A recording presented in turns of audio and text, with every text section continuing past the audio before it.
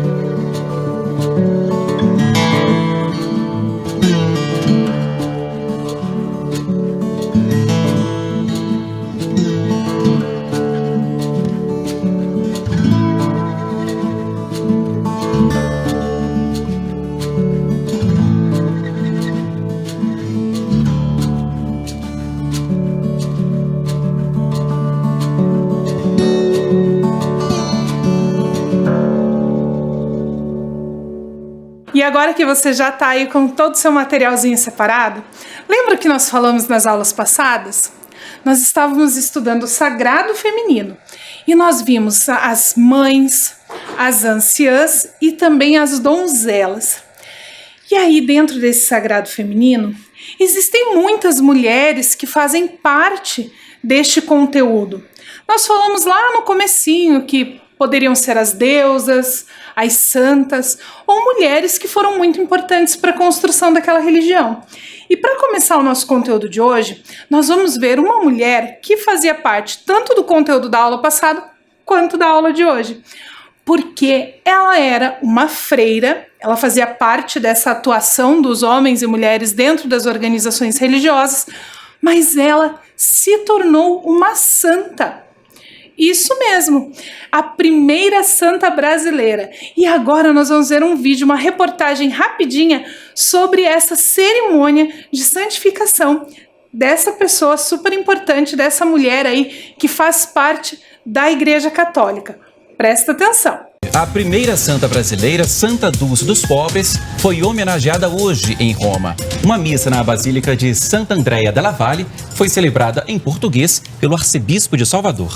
A cerimônia de canonização no domingo levou milhares de fiéis à Praça de São Pedro, no Vaticano, e a nossa equipe acompanhou.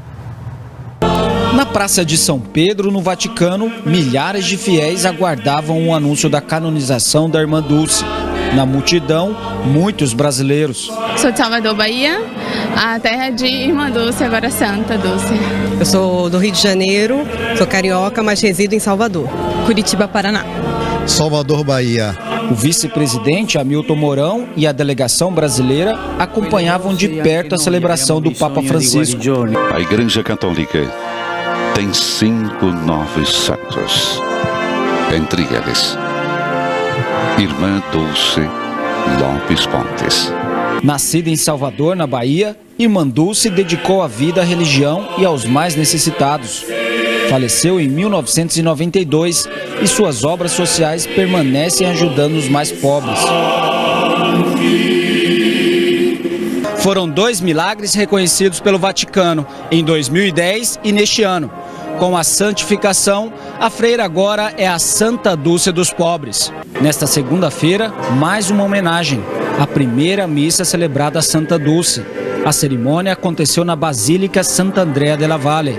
Viemos a Roma numa peregrinação para participar desse momento assim, tão profundo que fica na história.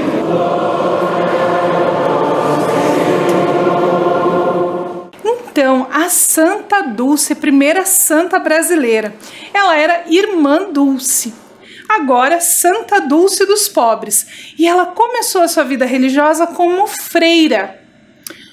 Mas o que é uma freira? O que faz uma freira? Você sabe responder essa pergunta? Você já viu alguma freira? Já conversou com alguma? Conhece alguma? Eu encontrei uma explicação sobre o que são as freiras e o que elas fazem. Vamos ler juntos?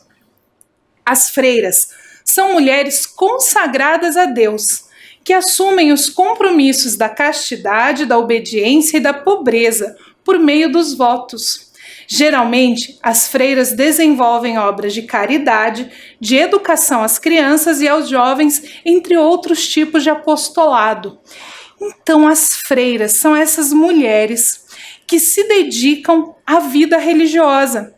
Elas, então, fazem votos de não se casar, de não ter filhos, para se dedicar exclusivamente às questões religiosas. Normalmente, nós identificamos elas porque elas usam uma roupa um pouquinho diferente da roupa das outras pessoas. São roupas muito simples, muito discretas. Normalmente saias compridas abaixo do joelho, sempre com os cabelos cobertos em sinal de reverência. Essas roupas elas mudam um pouquinho de uma ordem para outra, mas em geral são roupas muito sóbrias, muito sérias, porque elas se dedicam ao cuidado do próximo, a esse cuidado religioso. Elas têm a vida toda delas dedicadas a Deus, à igreja e à ajuda ao próximo. Muitas freiras se tornam professoras, porque nesse ato de educar os jovens, de educar as crianças, elas também estão servindo ao próximo. Outras fazem obras sociais, como era o caso da Irmã Dulce, que dedicou a sua vida aos mais pobres, por isso que hoje, como santa, ela é conhecida como Santa Dulce dos Pobres.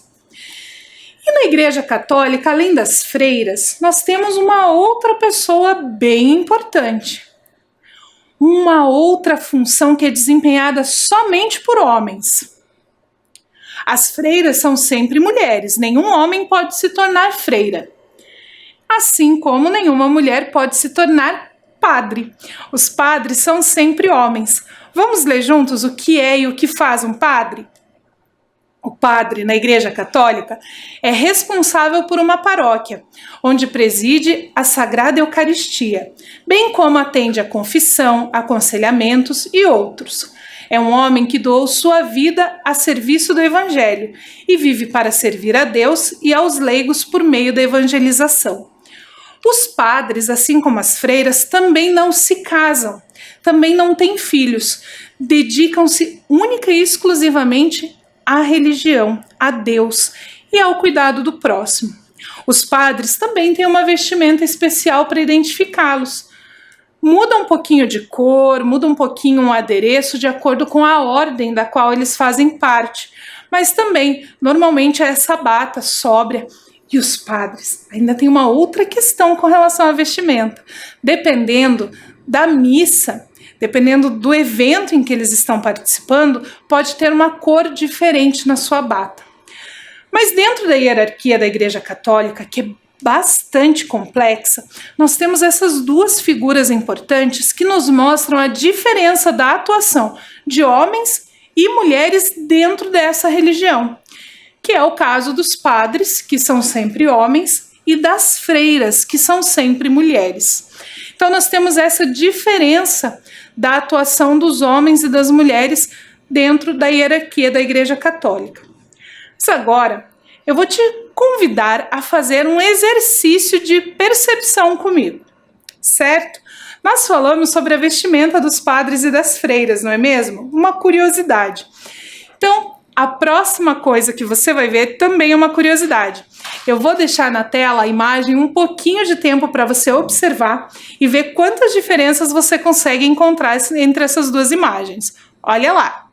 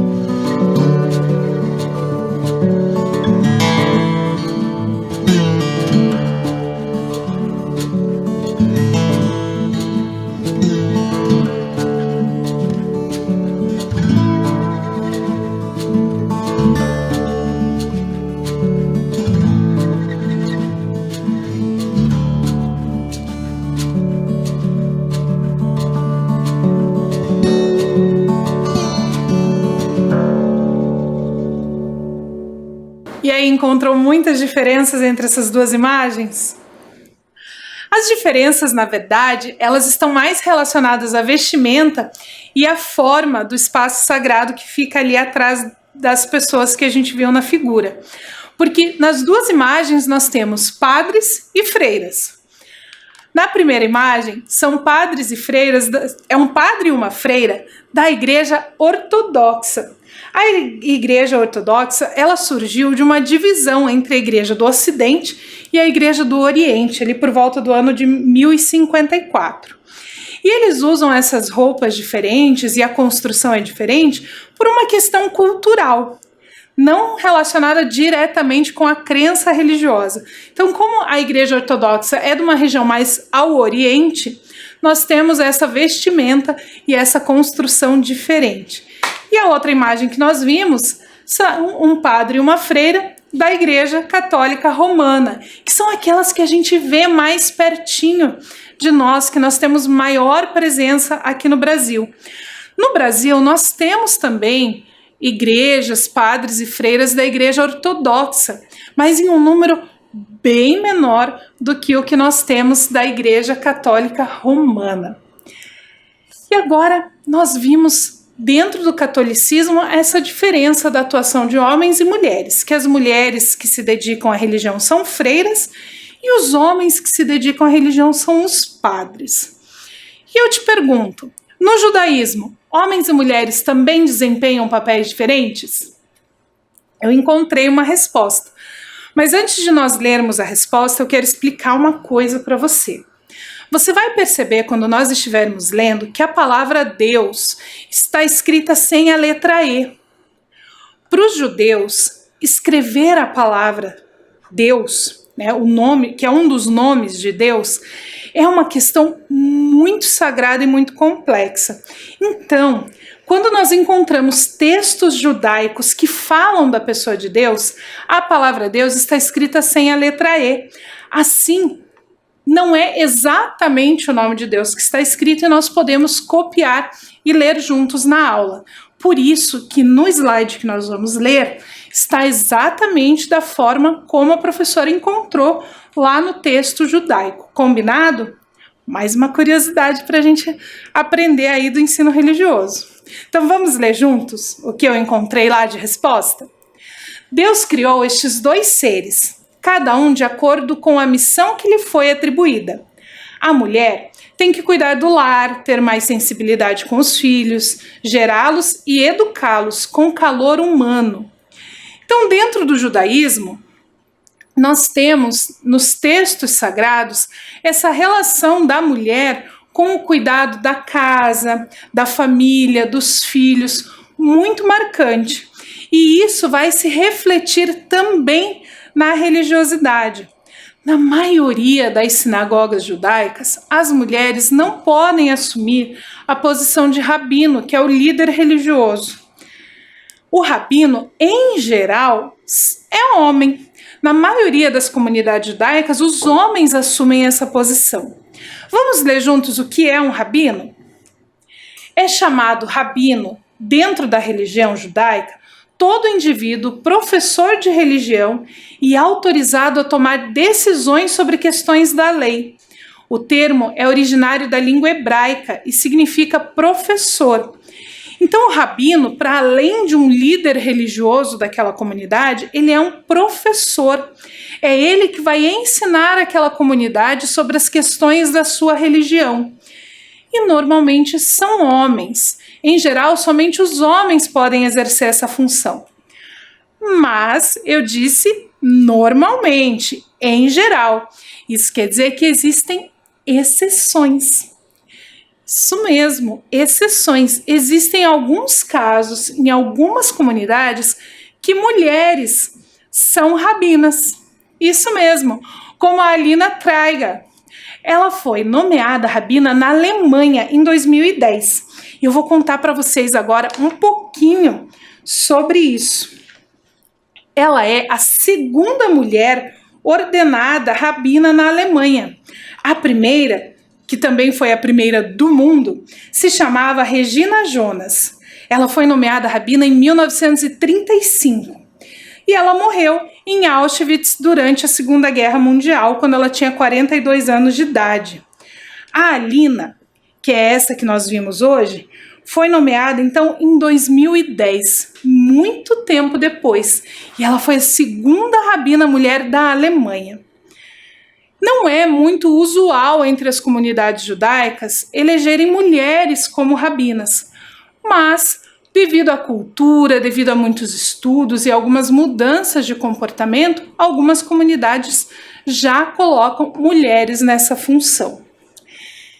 E uma coisa que me chamou a atenção quando eu estava pesquisando sobre os rabinos é que nas imagens dos homens judeus eu percebi que, sendo rabinos ou não, todos eles usavam uma kippá, que é esse chapéuzinho que fica aqui no alto da cabeça. E eu fiquei bastante curiosa sobre isso, porque eu percebi lá que as freiras e os padres usavam aquela vestimenta de identificação, uma vestimenta mais séria, né, com algumas cores mais sóbrias. E eu fiquei curiosa sobre essa kippá, sobre esse chapéuzinho que os judeus usam. Vamos ler juntos, então, o que é uma kippá? A kippá é um lembrete constante da presença de Deus. Relembra o homem de que existe alguém acima dele, que há alguém maior que o acompanha em todos os lugares e o está sempre presente, protegendo como arco e o guiando. Kippá é uma palavra do hebraico que quer dizer arco, porque ela tem essa forma que lembra um arco.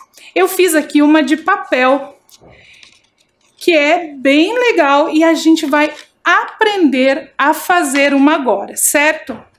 Lembra que você separou lá no comecinho da aula uma folha, uma tesoura e cola? É esse material que nós vamos usar agora para fazer uma kippá. Eu desenhei na minha uma estrela de Davi, que é um símbolo judaico, mas você pode desenhar o que você quiser, combinado? Então, qual é a primeira coisa que a gente precisa fazer? A gente precisa, na nossa folha, desenhar um círculo. Você pode usar para desenhar esse círculo qualquer coisa que você tenha aí à sua disposição. Eu usei um rolo de fita adesiva. Coloquei o rolinho aqui e passei a canetinha em volta. E aí a gente vai recortar esse círculo. Eu tô fazendo um pequenininho aqui agora, porque eu vou usar ele vou colocar no meu boneco que eu trouxe, que eu já vou mostrar para vocês.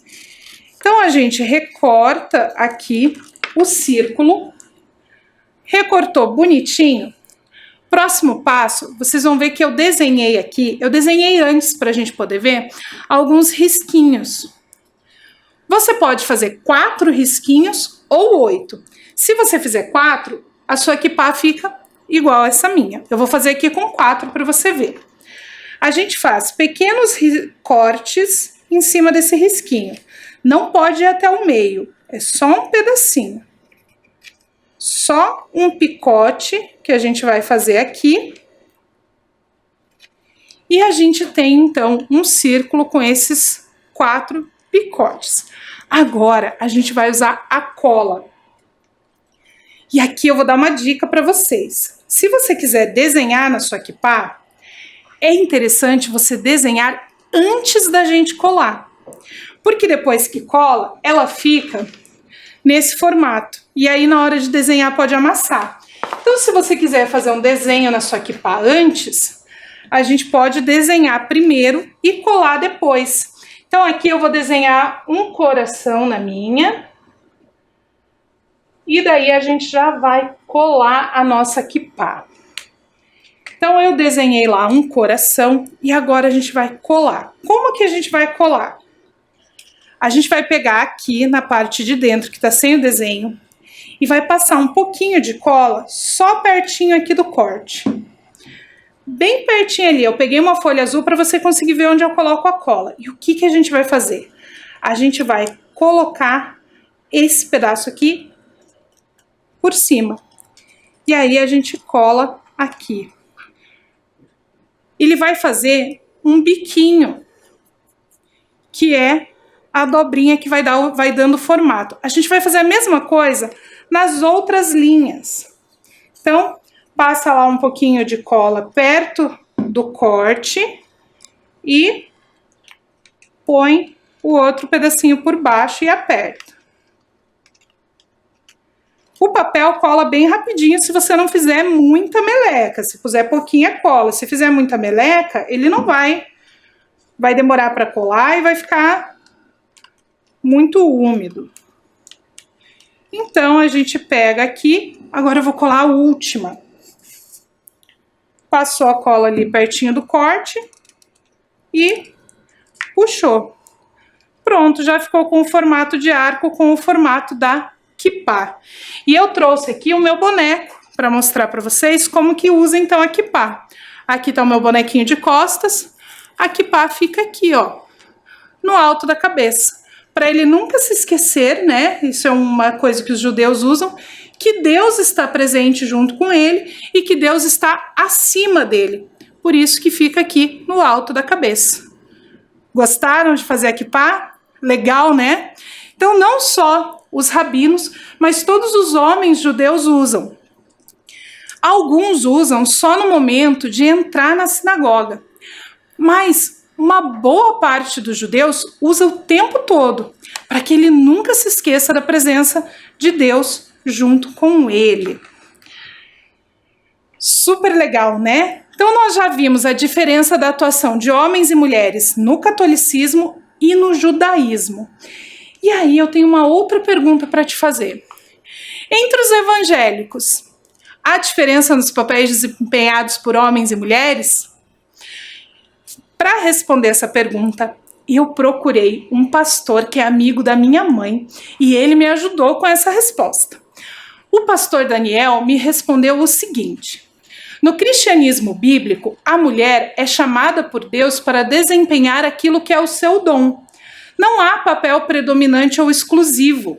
Como função, as denominações cristãs delegam atividades, mas isso é particular de cada igreja. Então, o que o pastor Daniel quis dizer com isso? Que se nós pegarmos os ensinamentos bíblicos, a palavra de Deus, homens e mulheres não têm uma função específica dentro da igreja, né? Não tem uma determinação específica, mas as igrejas fazem diferentes interpretações desses textos bíblicos. Cada igreja vai ler os textos bíblicos e interpretar de acordo com a sua cultura, com a sua história, com o seu conhecimento. E aí sim, dependendo da denominação, dependendo da igreja, homens e mulheres vão desempenhar funções diferentes. E você sabe qual é o nome do líder religioso dentro das igrejas evangélicas? Nós vimos que na igreja católica se chama padre. Nas sinagogas judaicas se chama rabino. E dentro das igrejas evangélicas, qual é o nome utilizado? Isso mesmo, o nome é pastor. E o que será que é um pastor? Vamos ler juntos?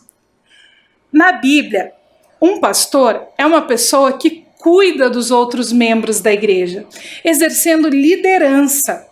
O pastor ajuda os outros membros a crescer, exortando, corrigindo, aconselhando e ensinando a viver de acordo com a palavra de Deus. Então essa é a função do pastor dentro da igreja evangélica. E quando uma mulher desenvolve essa função? Aí ela se chama pastora. Quando a mulher exerce essa função, ela se chama pastora. Então, existe dentro das igrejas evangélicas o pastor e a pastora. Algumas igrejas evangélicas mais tradicionais trazem só o homem na função de pastor, mas isso é uma questão interpretativa daquela comunidade. Por isso que nós temos, né, essa relação de pastor e pastora dependendo da religião. E diferente dos padres da Igreja Católica, que não se casam e não têm filhos para se dedicar exclusivamente à igreja, os pastores das igrejas evangélicas, em geral, são pessoas casadas, têm família, têm filhos, que também contribuem ali para a igreja. Com relação à vestimenta, em geral, não existe uma regra específica de vestimenta para o pastor, mas a maioria dos pastores costuma utilizar roupas mais formais, como terno. Não é uma obrigatoriedade. Você vai olhar para mim e falar assim, mas professora, o pastor da minha igreja não usa terno e gravata. O pastor da minha igreja só usa calça jeans e camisa. Não tem problema nenhum. Não existe uma regra de vestimenta para esses pastores. Em geral, eles usam roupas mais sérias. Você não vai ver um pastor subindo no púlpito para uma pregação, por exemplo, de bermuda, chinelo e regata, né? A menos que ele esteja num culto na praia. Em geral, a maioria usa roupas mais sérias, calça comprida, camisa, né? Ou em algumas igrejas até o terno. E o mesmo vale para as pastoras. As mulheres pastoras, elas se vestem de uma forma mais formal, até porque ela vai estar na frente de todo mundo conduzindo aquele culto, então ela usa uma roupa mais formal, certo? Então hoje nós vimos diferentes atuações de homens e mulheres nas religiões de matriz ocidental. Nós vimos a atuação de homens e mulheres no catolicismo, no judaísmo e entre alguns grupos evangélicos. Por isso, eu vou pedir agora para você ler junto comigo um pedacinho do texto e copiar no seu caderno, combinado? Então, acompanhe a leitura comigo. Nas religiões de matriz ocidental, homens e mulheres desempenham seus papéis de acordo com o livro sagrado e a organização religiosa a qual eles pertencem. Vou dar um tempinho para você copiar e a gente já volta.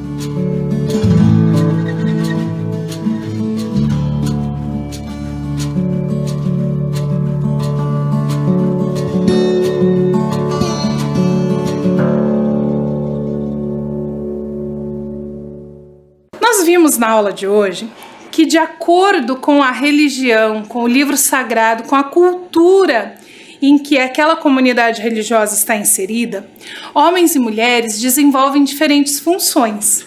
A cultura é um fator muito importante disso.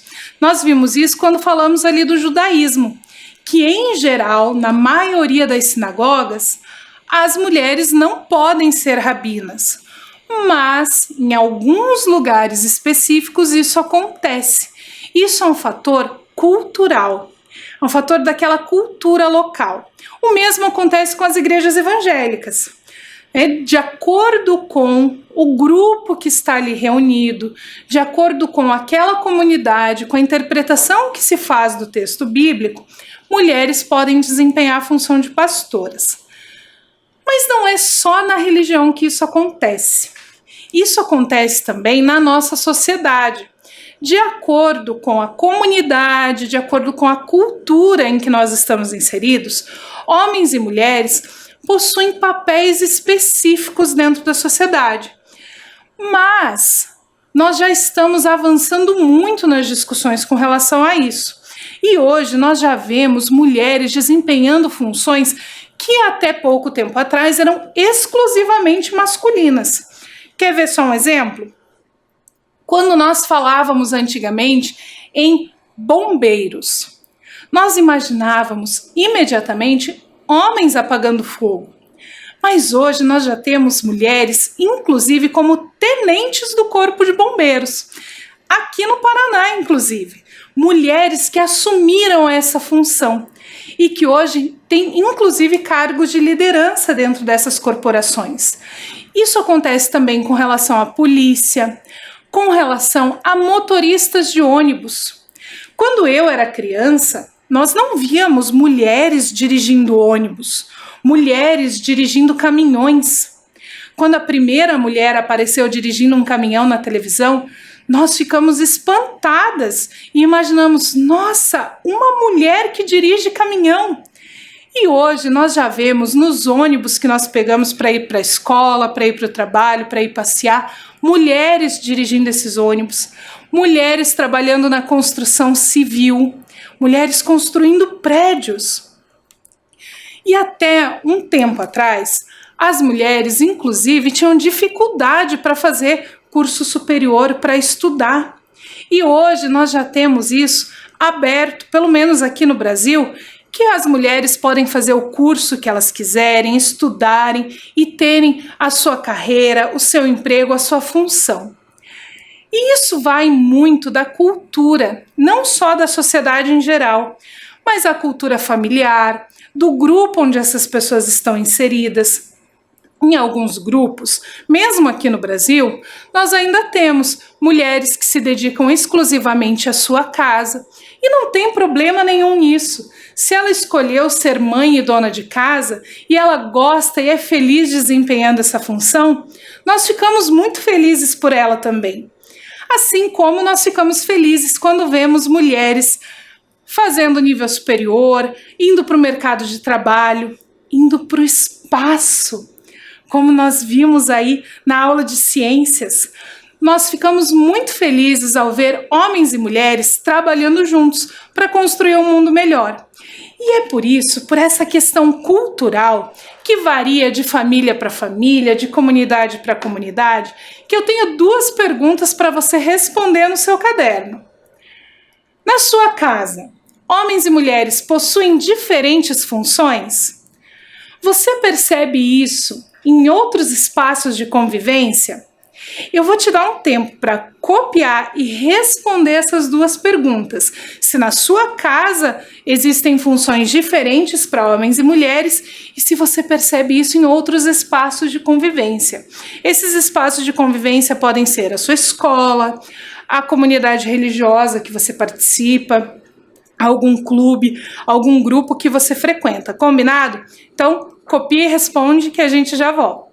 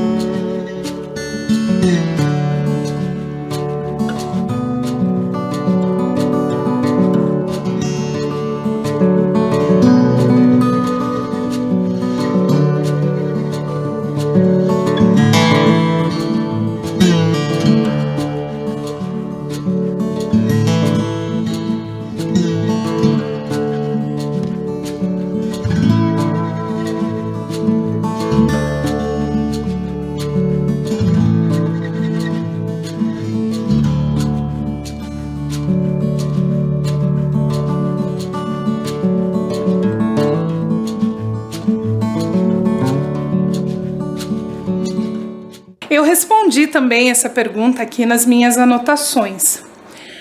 E uma coisa que eu queria contar para vocês, por exemplo, na minha casa hoje, né, eu não moro mais com a minha mãe, eu sou casada, moro com meu esposo, e lá na minha casa, homens e mulheres, que no caso somos eu e meu esposo, temos a mesma função. Nós dois somos professores, nós dois trabalhamos o dia todo com isso, e quando voltamos para casa, nós dividimos as tarefas porque os dois ficaram fora o dia todo. Mas eu vou contar para vocês agora a experiência da minha família quando eu morava na casa dos meus pais, por exemplo. O meu pai sempre trabalhou fora. Ele trabalhava lá numa empresa e a minha mãe era dona de casa e cuidava dos filhos. E ela era muito feliz assim, porque ela escolheu ser dona de casa. Foi uma opção dela e ela era muito feliz por ser mãe e dona de casa. E nós ficamos muito felizes por ela. Já a minha mãe ensinou a gente que a gente precisava estudar. Nós somos 5 filhos, 1 menino e 4 meninas, que nós precisávamos estudar para que nós também tivéssemos, como ela teve, a opção de ou trabalhar fora, como é o meu caso, que optei por ser professora, foi uma escolha minha, ou ser dona de casa e cuidar da família. Isso é bem importante a gente pensar que hoje homens e mulheres podem escolher ser o que quiserem. Se o menino quer ser pedreiro, por exemplo, e a menina quiser ser pedreira, trabalhar junto com ele na obra, não tem problema nenhum. Assim como nós temos mulheres mecânicas, mulheres professoras, nós temos pessoas que trabalham na limpeza, tanto homens quanto mulheres. E é isso que é muito legal na nossa sociedade e do fato da gente morar aqui no Brasil. Que aqui no Brasil nós temos uma cultura muito diversificada e temos escolhas. E o importante também é que você, criança, aprenda a respeitar a cultura local, a cultura da sua família, a cultura da sua comunidade religiosa. Não que você seja obrigado a seguir isso para sempre, mas é importante que você respeite a opinião dos mais velhos. E se um mais velho falar para você que ele acha que a mulher tem que ser dona de casa, cuidar dos filhos, é a cultura dele que ensinou ele a ser assim. Assim como nós temos na nossa cultura mulheres que dirigem caminhões, que dirigem ônibus biarticulados, não é mesmo? Então, fiquei muito feliz de falar sobre isso com vocês hoje. Nós trabalhamos hoje a atuação de homens e mulheres em diferentes organizações religiosas de matriz ocidental. Então fiquem bem, lavem muito bem as mãos, tomem bastante água e nós voltamos na semana que vem para falar sobre mais diversidade religiosa.